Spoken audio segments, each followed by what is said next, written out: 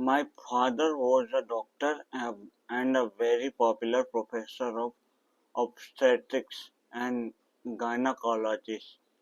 He would never bore his class with long lectures.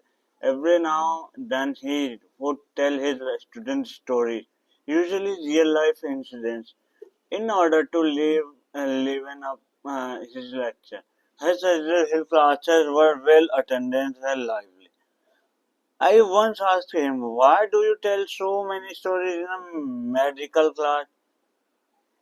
Don't you know why the Panchayat was written?" He asked in reply. But the Panchatra, Panchatra is not relevant. Instead, it's for young school going children, not for medical students. My father did not agree. If I use story, then it's easy for students to understand. Moreover, one cannot hold a student's attention for more than 45 minutes. A stretch, even if the lecture is interesting. So if I add story, I can stretch their concession span for up to 2 hours. The following was one of his stories. My father said the incidentally actually took place in England. The operation theatre is popularly called OT among medical professionals. An OT nurse is considered a very responsible and powerful person in a hospital. She is a highly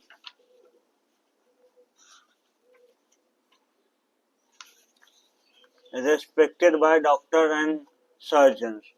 Normally, only senior and experienced nurses are given the post of OT nurse. Once a very popular and senior surgeon was operating on a patient. It happened that the regular OT nurse was on leave that day.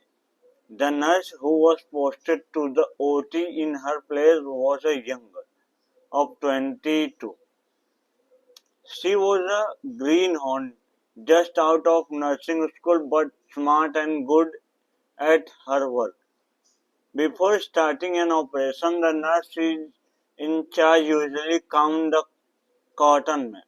A mop is a piece of sterilized cotton gauze. At the end of the operation, she counts the used and unused mops and totals them. This figure should this figure tally with the number of mop count at the start of the surgery. The procedure is followed strictly to prevent probability of a mop getting left behind in a patient's body through oversight. The operation was successful and the surgeon was about to see up and close the abdomen. In keeping with the routine, he asked the OT nurse, "Sister, is the mop count okay? If it is 5, give me the needle and catgut." The younger nurse counted the mop and said, "Sorry, doctor, the count is not okay. There is a difference of 1 mop." The surgeon started searching inside the abdomen. He found no mop. "No, sister, there is nothing inside," he told her. The nurse searched the OT, but she too could not find the missing mop. She was quietly concerned. If the mop count did not tally, the surgeon could not stitch up the patient's abdomen. The surgeon was concerned too. He insisted that if the missing mop was not found, then there must have been an error in the initial count.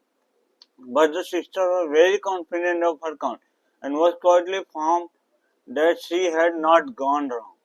The surgeon became impatient and said, "Let's not waste any more time. Give me the needle and cut." But the sister would not agree. Politely but firmly, she said, "No, sir, unless I find the missing mop, I cannot give you the needle catgut." The surgeon contained his rising anger and searched the Edmund once again. Finally, he said the sharp voice, I am the senior person. I am also responsible now. I order to you give the needle and catgut. The nurse was in a dilemma, but she did not change her stance. The surgeon was really angry by now. If you do not obey my instruction, I will dismiss you after the operation, he warned. Now the surgeon was worried. She was the eldest in her family and the only earning member.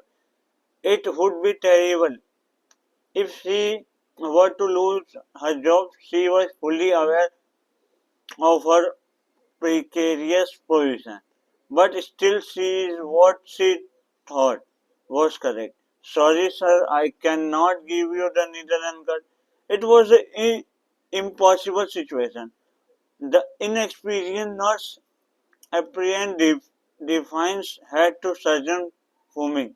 He was so upset that he did not know what to do. He looked down in frustration. To his amazement, he saw the blood-soaked cotton mop lying on a OT floor, like a hooded soldier on the battlefield. He was so relieved that the problem had been sorted out. Hi, the mop is here, he claimed. Now the count is complete. Give me the